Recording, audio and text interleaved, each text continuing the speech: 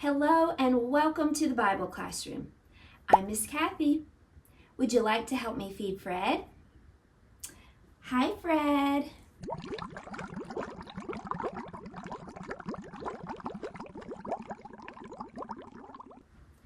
Here you go.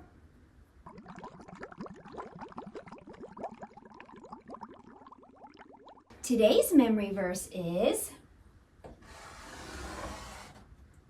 Sin is crouching at the door, but we must rule over it. Genesis 4:7. Let's say that together. Sin is crouching at the door, but we must rule over it. Genesis 4:7. I wonder if Sue wants to join us for our Bible lesson today. Let's find out.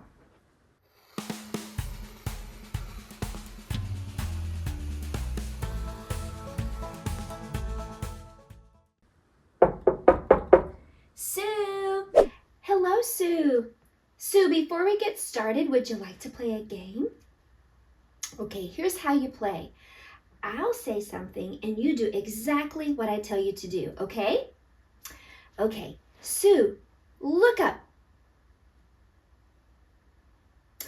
Shake your head yes. Stand up really tall. Put your hands up. Sue, you're not doing anything that I've told you to do. In fact, you're doing the opposite. You know, that reminds me of our Bible story today. Today's lesson comes from Genesis chapter 4. You know, Adam and Eve had children. Their first two children's names were Cain and Abel. They were both boys. Cain was a farmer. Abel was a shepherd. Now, do you know what a farmer is? So what are some things that a farmer might grow? Maybe tomatoes or corn or cabbages or cucumbers. Well, what about a shepherd? Do you know what a shepherd does? A shepherd takes care of sheep, right, Sue? So God had told what offering to bring to him. Cain brought an offering of some of his crops. Remember, he was a farmer. Abel brought an offering of the firstborn of his flock.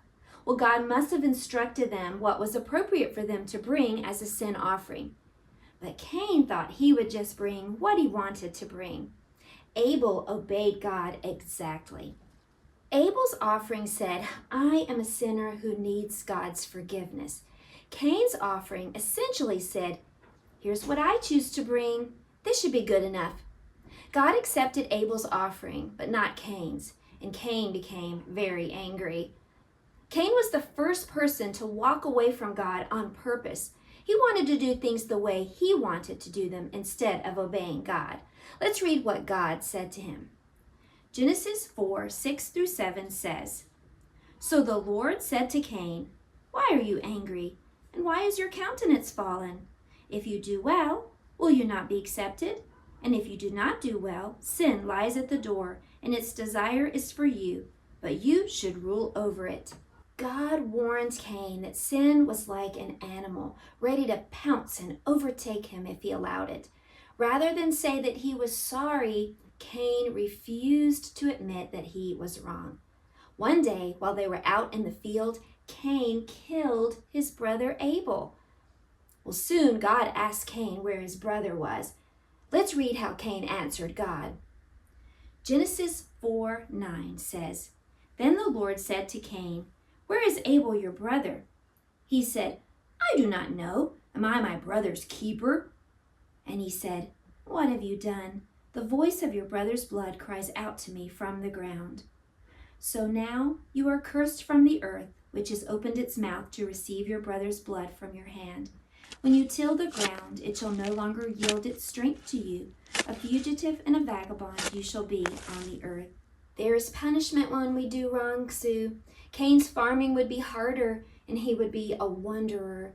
Even though Cain did wrong, God is merciful. He made a special mark on Cain so that no one who saw him later would hurt him. So this story teaches us that it is always best to obey God. Do what God tells us to do. There is consequence when we sin, but you know what? This story also tells us about the mercy of God. Even when Cain sinned, God was merciful. He put a mark on Cain that allowed no one to hurt Cain. Thank you so much for joining us here in the Bible classroom. We'll see you next time. Goodbye, everybody.